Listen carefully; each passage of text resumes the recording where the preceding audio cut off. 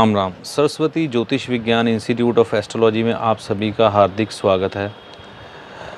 अगर आप इस चैनल पर नए हैं तो इसे सब्सक्राइब करें, वीडियो अच्छा लगे तो लाइक व शेयर करें ताकि ज्योतिष के प्रेमियों तक इस वीडियो की जानकारी ज़रूर पहुंचे। सावन का महीना हमारे भारतवर्ष में बहुत धूमधाम से मनाया जाता है।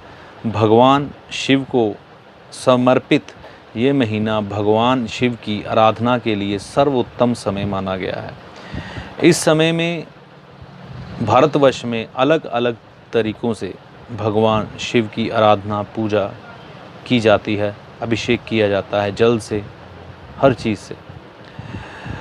तो इस वर्ष सावन का मास कोरोना काल से पीड़ित होने के कारण शायद वो चीज़ या वो अनुभव हमें ना दे पाए जिसके लिए कि श्रावण मास जाना जाता है, क्योंकि मंदिरों में भी कुछ गाइडलाइंस के साथ भक्तों को माथा टेकने दिया जा रहा है।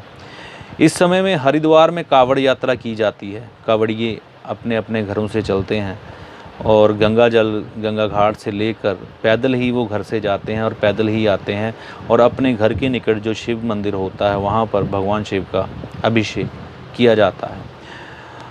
तो एक चीज़ को लेकर हमारे पंजाब में या भारतवर्ष में कई जगहों पर ऐसी कन्फ्यूज़न देखने को मिली है कि लोगों को सही तरह से पता नहीं लग पाता कि श्रावण मास कब है। तो ये मैंने छोटा सा प्रयास किया है आपको बताने का कि श्रावण मास कब पड़ता है। देखिए, कई लोग संग्रांद से यानी कि संक्रांति से जब सूर्य राशि परिवर्तन करते हैं, जैसे इस समय सूर्यदेव मिथुन राशि में चल रहे हैं, तो वो जब कर्क राशि में आएंगे, मतलब कि वो तकरीबन आएंगे कर्क राशि में, आपको मैं यहाँ पर पंचांग में दर्ज है तारीख वो 16 तारीख को, 16 जुलाई को। तो लोग क्या समझते हैं कि अब सूर्यदेव ने राशि परिवर्तन की तो शायद इस दिन से श्रावण मास शुरू हुआ, लेकिन नहीं।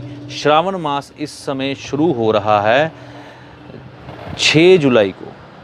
6 जुलाई को पहला सोमवार पड़ेगा श्रावण मास का, और ये चलेगा श्रावण मास तकरीबन आपका 3 अगस्त तक, जिस दिन श्रावण पूर्णिमा रक्षाबंधन मनाया जाएगा। तो एक चीज़ को दिमाग में रख लीजिए कि जिस दिन संक्रांति या संग्रांद होती है उस दिन से श्रावण मास शुरू नहीं होता। पंचांग के अनुसार जब देसी मास शुरू होता है, जैसे श्रावण मास 6 जुलाई 2020 से शुरू हो रहा है, तो वो श्रावण मास गिना जाएगा। अब इसमें जितने भी सोमवार पड़ेंगे, तो इस समय में अगर आप भगवान शिव की पूजा करते हैं, उनकी आराधना करते हैं, तो आपको इस समय में शुभ फलों की प्राप्ति होती है। और आपका चंद्रमा ग्रह भी इस समय में ये सब करने से मजबूत होता है। आप रुद्र अभिषेक कर सकते हैं पंडित जी से मिलकर, किसी सुयोग्य विद्वान ब्राह्मण से रुद्र अभिषेक कर सकते हैं। भगवान शिव को धतूरा, भांग, बेल पत्र, ये सब चीज़ें जो उनकी प्रिय हैं, मेरे ख्याल में भारतीय संस्कृति में हर घर के लोगों को मालूम है कि भगवान शिव को क्या चढ़ाना चाहिए। दूध, चावल, और भगवान शिव का व्रत भी कर सकते हैं। हमारे देश में विधान है कि भगवान शिव के अगर हम व्रत करते हैं तो हमें अपनी कामनाओं की पूर्ति होती है। भगवान वैसे भी भोले देव माने गए हैं, तो आपकी मनों की जो कामनाएं होती हैं वो उनको पूर्ण करते हैं। तो ये श्रावण मास का आप व्रत या भगवान शिव की पूजा कम से कम सोमवार तो ज़रूर करें, वैसे तो पूरे मास में करनी चाहिए।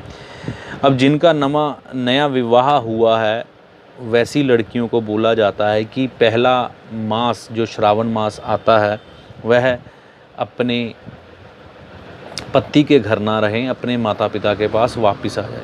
तो इन नियमों को भी ज़रूर मानिए। ये सभी मान्यताएं बगैर वजह के नहीं चली हैं।